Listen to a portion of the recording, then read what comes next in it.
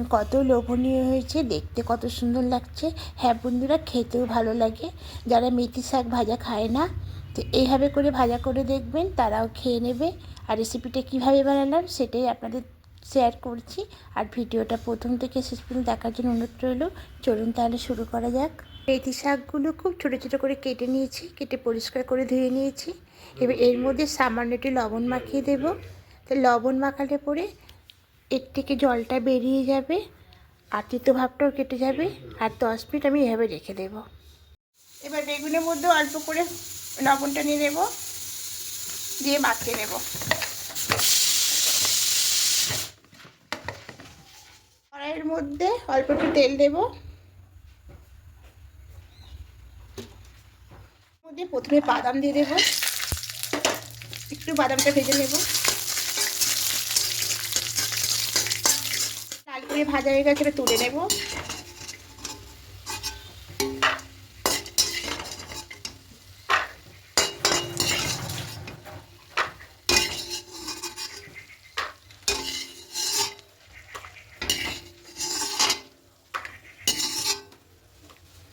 এবার আর একটু সামান্য তেল দেব।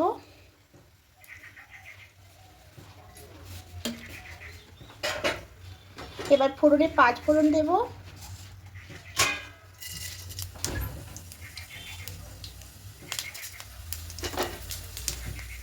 চারটে শুকনো লঙ্কা ছিঁড়ে দিয়েছি দেব। থেঁতো করে রাখা রসুন দেব। দিয়ে একটু রসুনটা লাল করে ভাজবো।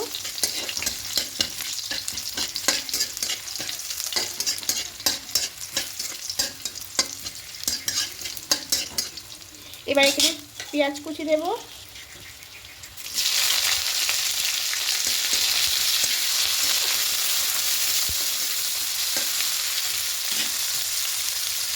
এবার এখানে বেগুনটা দিয়ে দেব।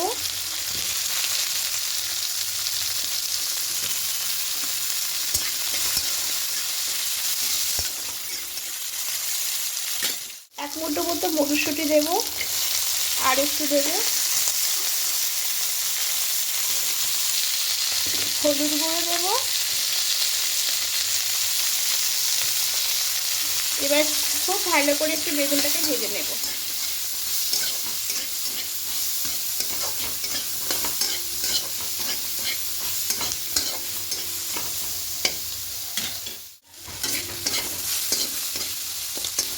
হালকা করে ভাজা হয়ে গেছে। এবার এখানে শাকটা দিয়ে দেবো। এই যে শাকটা কেটে রেখেছি, এখান থেকে যে জল, অনেকটা জল বেরিয়েছে, ঠিক এভাবে চেপে চেপে জল বার করে এবার দিয়ে দেবো।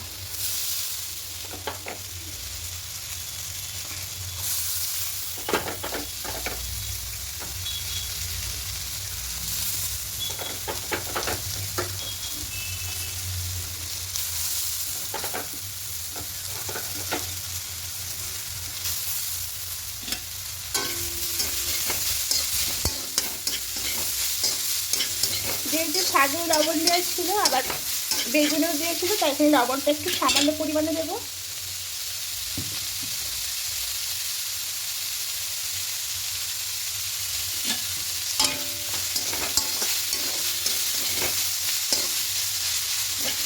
খুব ভালো করে মিশিয়ে নিয়েছি।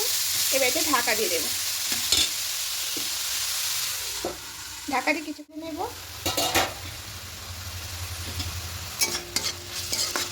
শাক ভাজাটা একদম হয়ে গেছে, জলটা একদম শুকিয়ে গেছে, আর এগুলো সেদ্ধ হয়ে গেছে। এবার এখানে সামান্য একটু মিষ্টি দেব, আর দেবো এখানে পোস্ত, আর যে বাদামটা ভেজেছিলাম বাদামটা দিয়ে দেবো। এবার খুব ভালো করে সব কিছু মিশিয়ে নেব।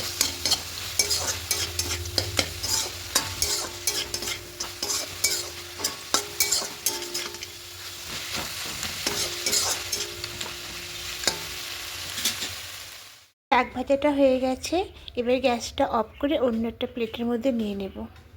তা বন্ধুরা, এইভাবে করে একবার বানিয়ে দেখবেন। যারা মেথি শাক খেতে পছন্দ করে না, তারাও খেয়ে নেবে। আর গরম ভাতের সঙ্গে তো দুর্দান্ত লাগে। যদি বন্ধুরা আমার রেসিপিটি ভালো লেগে থাকে, অবশ্যই কমেন্টে জানাবেন, একটা লাইক করে দেবেন। আর যারা নতুন বন্ধুরা দেখছেন এখনও পর্যন্ত সাবস্ক্রাইব করেননি, তাদের কাছে অনুরোধ রইল সাবস্ক্রাইব করে পাশে থাকার জন্য। আমি আপনাদের পাশে থাকব। আবার কোনো নতুন রেসিপি নিয়ে চলে আসবো। আপনারা ভালো থাকবেন, সুস্থ থাকবেন। আজকের মতো টাটা।